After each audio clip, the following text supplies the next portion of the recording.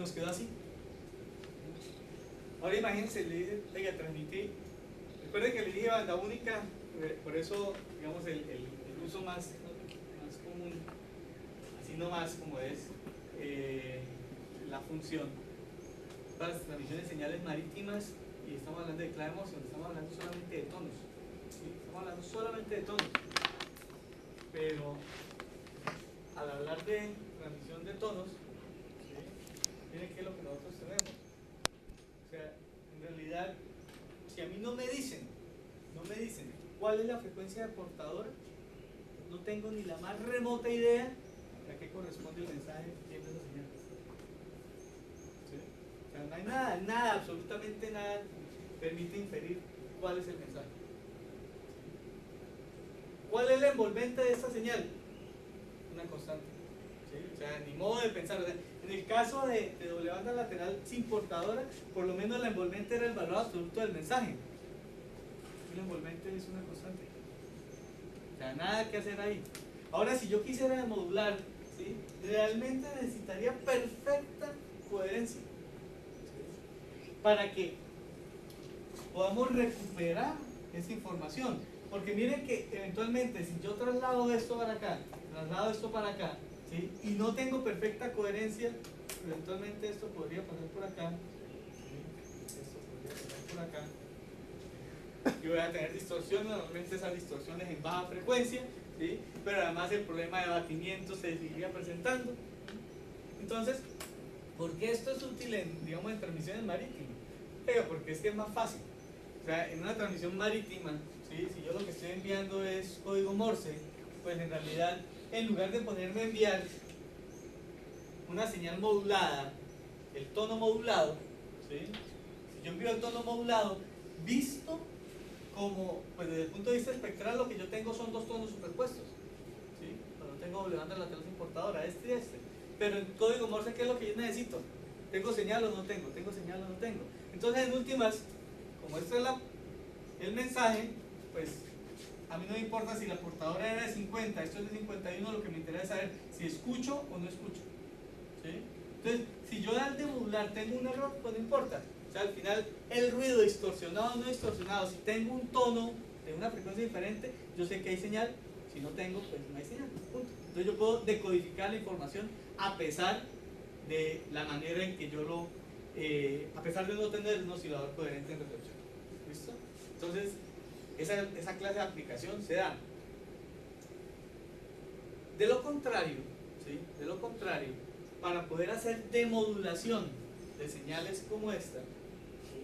Podríamos intentar, al igual que en el caso de doble banda lateral, enviar una portadora piloto, ¿sí? Para poder recuperar la información que me garantice la coherencia, o adoptar una variante que es la que se usa en televisión analógica,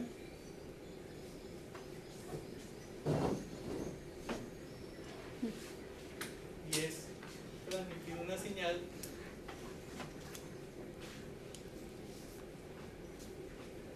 que se suele indicar como señal de banda lateral única AM, ¿sí? Donde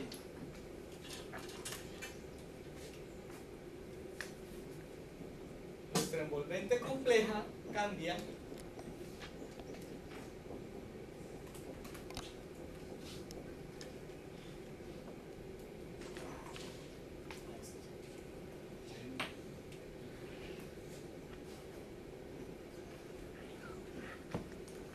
Es decir, en la práctica, ¿qué cambió? O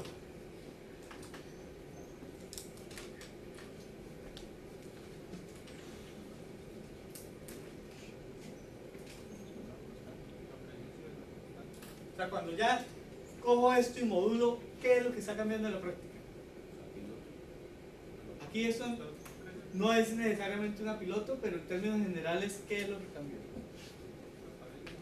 Aparece la portadora, igual que ¿qué? Igual que en la modulación AM, ¿sí? Igual que en la modulación AM.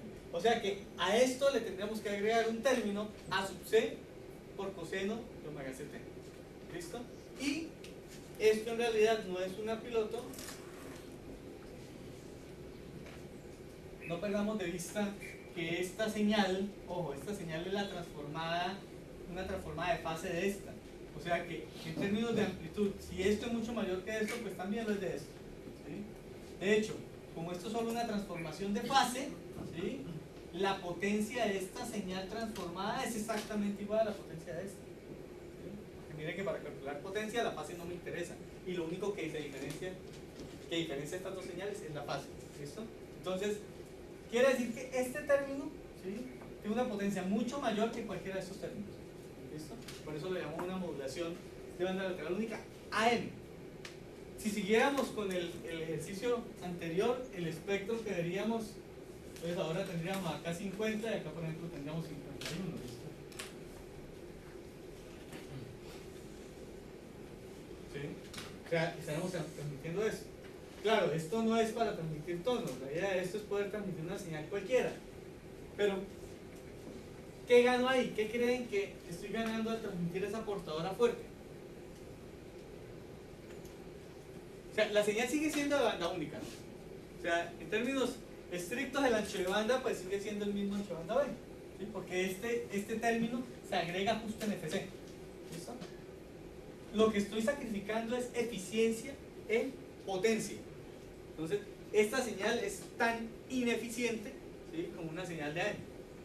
Entonces, lo que estoy haciendo es manteniendo la eficiencia espectral, ¿cierto?, a costa de eficiencia de potencia. ¿Para qué creen que hacemos eso?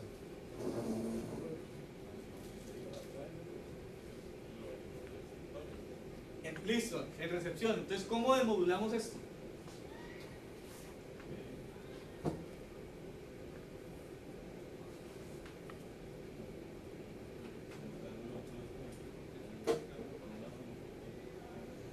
Pero entonces, si vamos a hacer eso, pues hagámoslo de una vez con la banda única.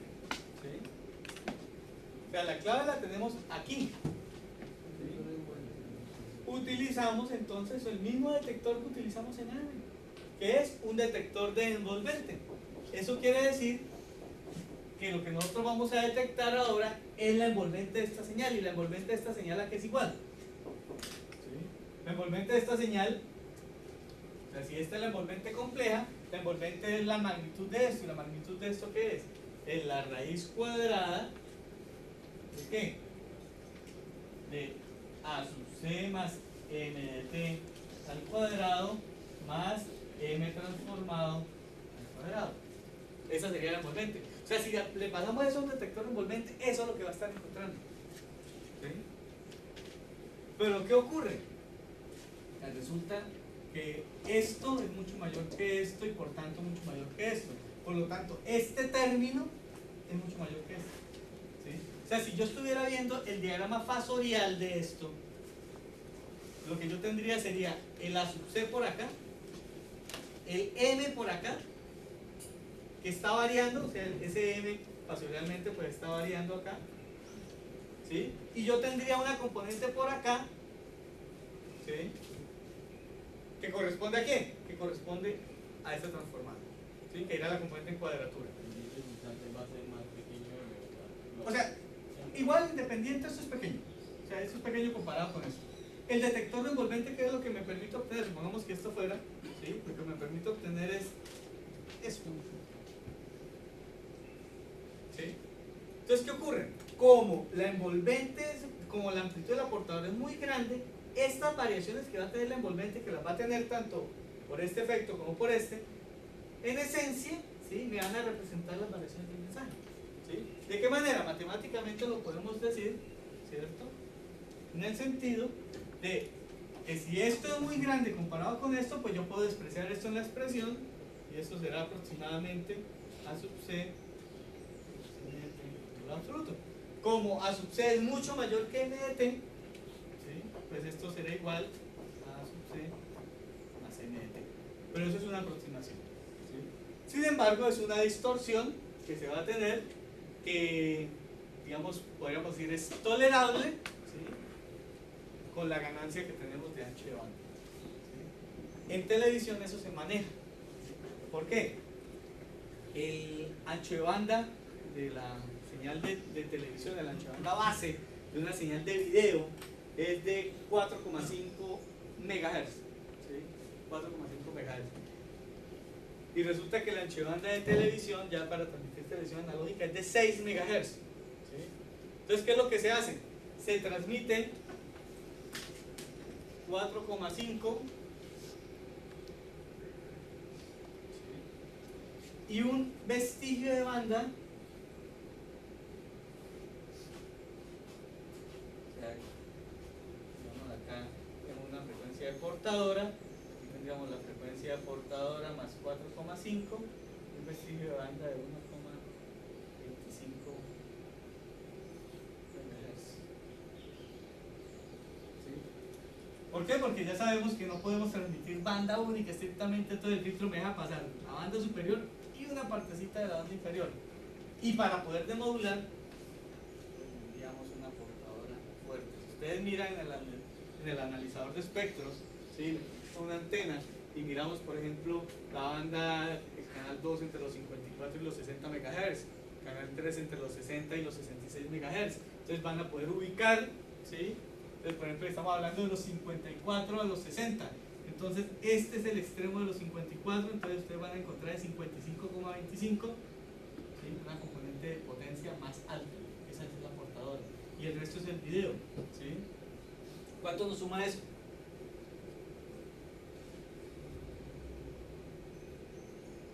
En ancho de banda.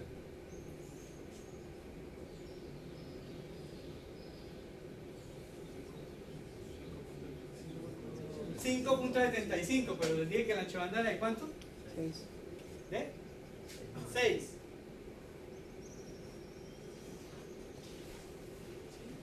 Los otros 250 kHz que nos hacen falta corresponden al audio.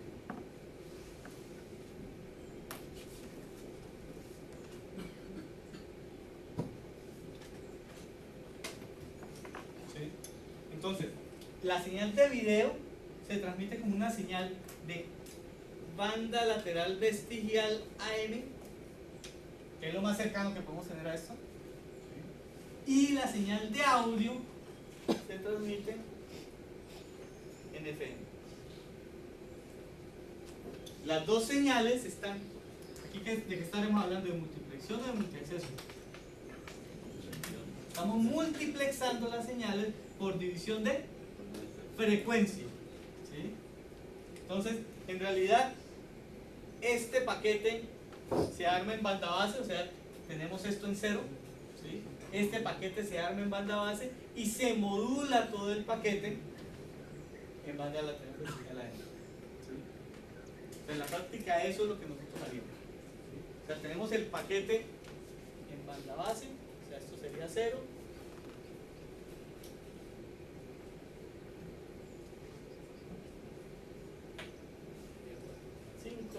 Sería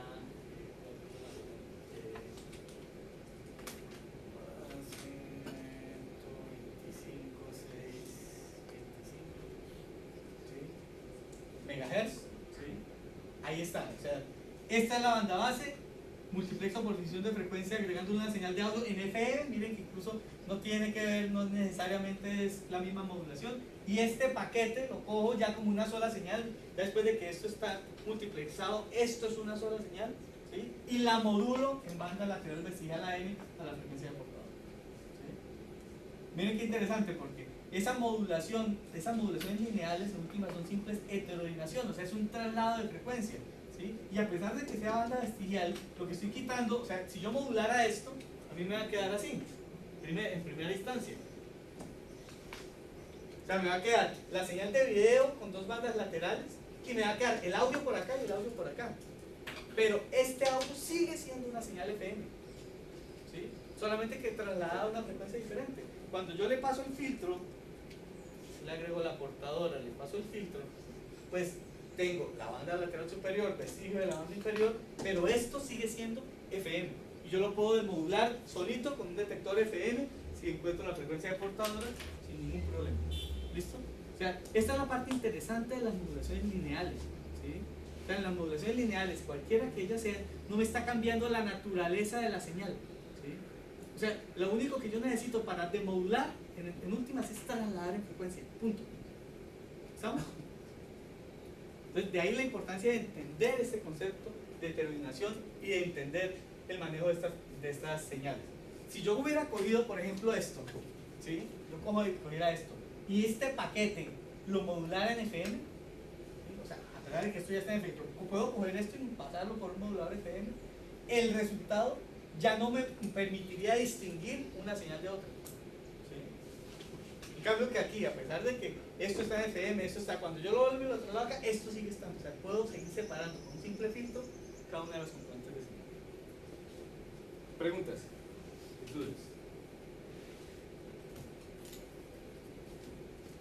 Entonces, una conclusión, digamos, muy básica, muy rápida, ¿sí? Es que en modulaciones lineales, el incorporar una portadora fuerte, ¿sí? Me permite utilizar detectores de voltaje. Y ese concepto se puede extrapolar, ¿cierto? Incluso a los posibles efectos de ruido, que es lo que voy a dejar planteado al final de la clase. O sea, digamos, los efectos del ruido, ¿sí? Pues también están presentes para toda clase de sistemas de modulación, ¿sí? Pero particularmente, si yo puedo lograr que este nivel de portadora sea lo suficientemente grande comparado con el ruido, pues entonces voy a ver que esos efectos de ruido se minimizan. Por eso es que veíamos en el estándar que a mí me piden un nivel de ruido de portadora mínimo a la salida. O sea, yo no puedo enviar, ¿cierto?, una señal desde el transmisor con un ruido que ya sea considerable porque va a ocasionar que el detector no funcione bien. ¿Listo? Muy bien. Y el último tipo de modulación, ¿cuándo falta? En la tabla hicimos usted. Aquí ya les di algunas indicaciones para que completen lo que tiene que ver con potencia, ¿cierto? La tabla inicial. Por esa tabla no vuelvo a pasar, ver que haya inquietudes particulares al respecto. ¿Qué nos falta? Nos falta QAE.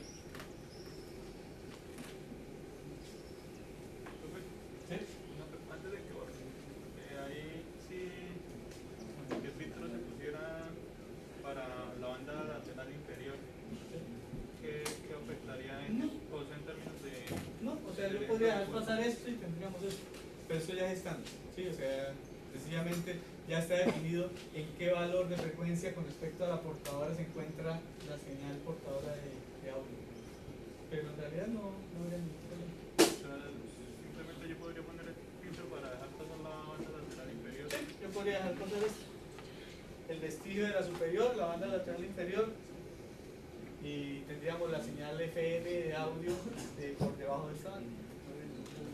Igual la señal de video no funciona de forma, por decirlo así. No, o sea, por lo que como en banda base tenemos la señal a partir de la frecuencia cero, ¿no? Pero va a haber la... sí, pues, o sea, igual va a pasar aquí, o sea, en cualquiera de los dos casos.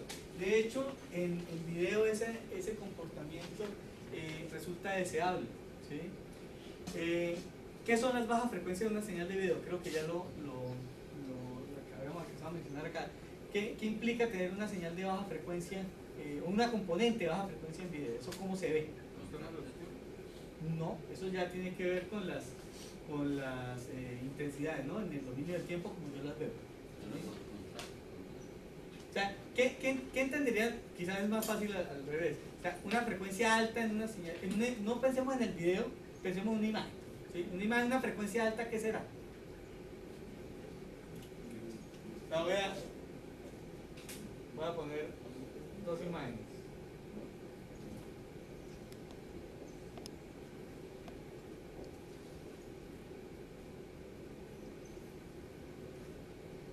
En proporción tenemos los mismos colores, ¿sí? La mitad es claro, la mitad es oscura. Acá también la mitad es clara y la mitad es oscuro, pero segmento así. ¿Cuál señal tendrá más alta frecuencia? ¿Cuál?